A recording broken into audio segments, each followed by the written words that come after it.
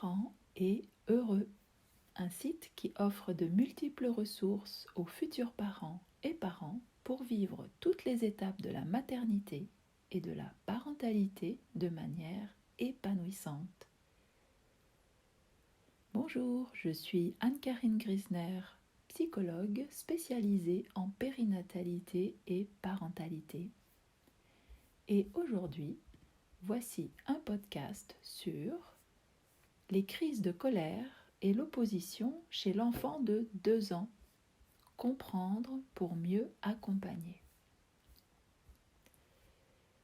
Les crises de colère et l'opposition sont des phénomènes courants chez les enfants de 2 ans. Bien que ces comportements soient parfois impressionnants et puissent être difficiles pour les parents, il s'agit d'une phase normale et importante dans le développement de l'enfant. Dans ce podcast, nous examinerons les signes caractéristiques de cette phase, appelée aussi Terrible 2, Terrible 2, les raisons pour lesquelles les enfants de 2 ans font des crises de colère et s'opposent. Nous verrons aussi les risques de cette phase pour les parents et les enfants, ainsi que comment gérer ces comportements. Alors, quels sont les signes indiquant que votre enfant est en phase d'opposition ?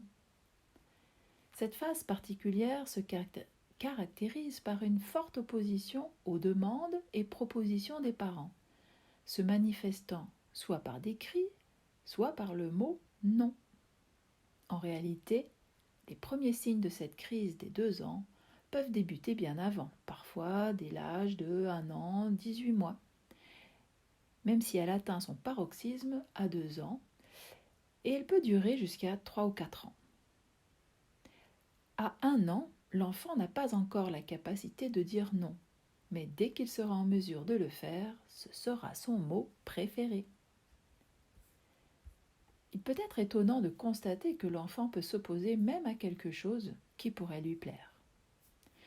Une autre particularité de cette phase est le changement rapide de son humeur, passant de la joie à la colère en un clin d'œil, puis revenir à la joie, sans que les parents puissent toujours en comprendre les raisons.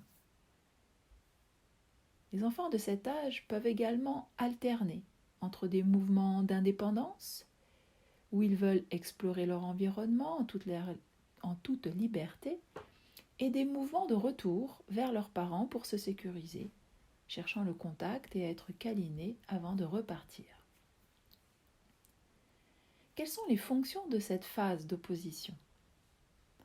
La phase d'opposition est une étape très importante dans le développement de l'enfant. Tout d'abord, elle lui permet de se différencier de ses parents, en particulier de sa mère, avec qui la relation était plutôt proche au cours des premiers mois. Les mères peuvent être surprises de constater que les crises sont souvent les plus fortes et les plus fréquentes en leur présence. La psychologie a démontré que le lien très fort qui unit la mère et son enfant va devoir évoluer pour que la différenciation entre eux puisse se faire. Et l'enfant va de lui-même amorcer ce mouvement indispensable à son bon développement psychique. En effet, pour devenir un adulte équilibré, il va devoir exister par lui-même. En s'opposant fortement à sa mère, par exemple, en refusant de manger, l'enfant cherche à sortir de son désir de sa mère pour trouver le sien propre. À chaque fois que l'enfant refuse d'obtempérer, ce n'est pas pour embêter gratuitement ses parents, mais pour exister en tant que personne dans un processus d'individuation. Cette phase permet également à l'enfant de s'affirmer et de découvrir sa capacité à agir sur son environnement. Il est passé de sa première année où il était totalement dépendant physiquement des personnes qui l'entouraient, à la découverte qu'il peut se déplacer par lui-même et contrôler ce qui l'entoure. C'est donc une période très passionnante pour l'enfant qui découvre de nouvelles capacités. Pourquoi les enfants crient-ils ? Les enfants de 2 ans ont tendance à crier, voire hurler pour exprimer leur mécontentement et leur frustration, ce qui peut être parfois difficile à supporter pour certains parents. Cependant, à cet âge, bien qu'ils aient l'air grands, les enfants n'ont pas encore un accès complet au langage et ne sont pas conscients de leurs émotions. Ils ne peuvent donc pas communiquer leurs sentiments avec des mots et la seule solution est de crier. De plus, en raison de l'immaturité de leur cerveau, ils ne peuvent pas inhiber ou contrôler leurs émotions qui doivent s'exprimer de manière intense. Ces compétences se développeront progressivement au cours des prochaines années et généralement vers 6-7 ans lorsque l'enfant entrera dans une période plus calme, appelée classiquement l'âge de raison. Pourquoi cette phase est-elle difficile pour les parents ? L'attitude opposante de l'enfant peut être difficile pour les parents, en particulier pour ceux qui ont un besoin de contrôle ou qui ont intégré un modèle autoritaire. Ils peuvent difficilement tolérer que leur enfant leur échappe et affirme ses propres désirs. Ces parents auront tendance à s'opposer fortement, à leur tour, vis-à-vis de leur enfant, et un jeu de pouvoir peut s'installer, pouvant aller jusqu'à la violence. Or, l'enfant ne peut pas s'arrêter de lui-même. C'est à l'adulte de se contrôler. Cette phase peut également être difficile pour des parents qui interprètent l'opposition de leur enfant comme un signe qu'il ne les aime plus, réveillant probablement ici une blessure personnelle.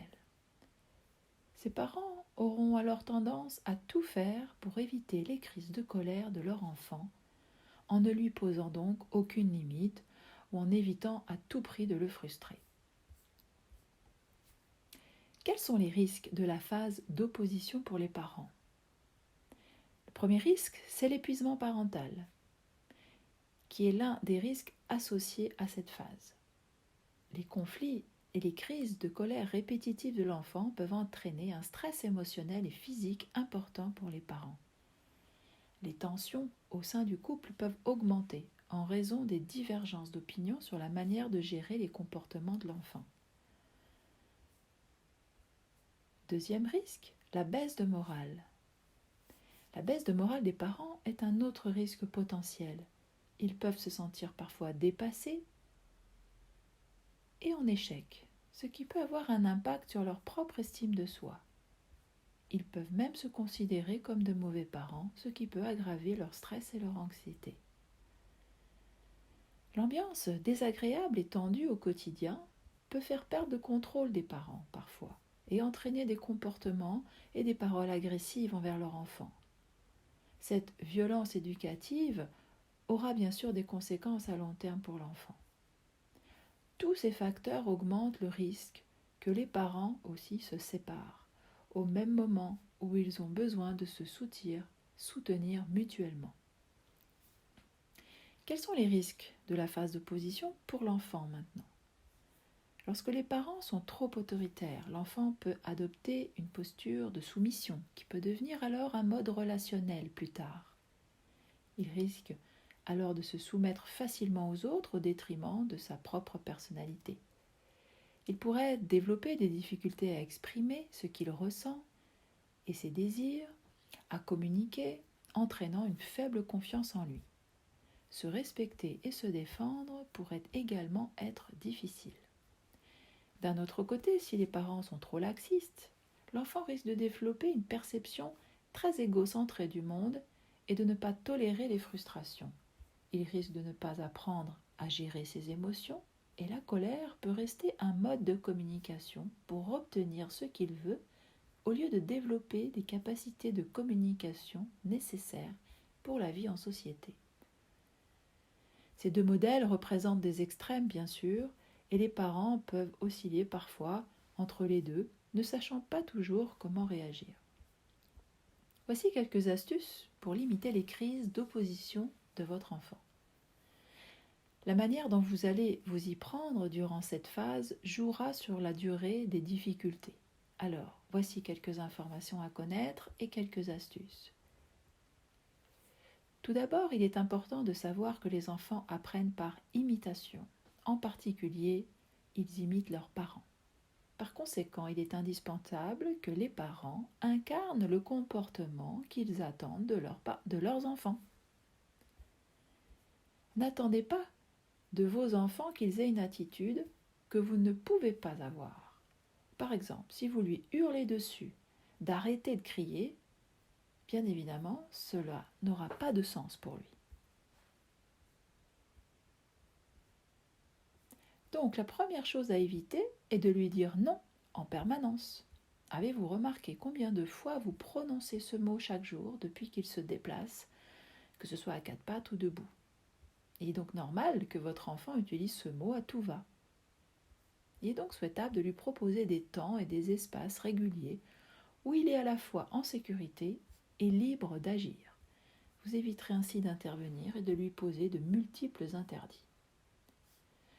Pour éviter les conflits, distraire votre enfant en lui parlant d'autre chose ou en lui montrant des choses intéressantes peut aider. Une autre façon d'éviter les crises consiste à l'amener, le moins souvent possible, faire les courses avec vous.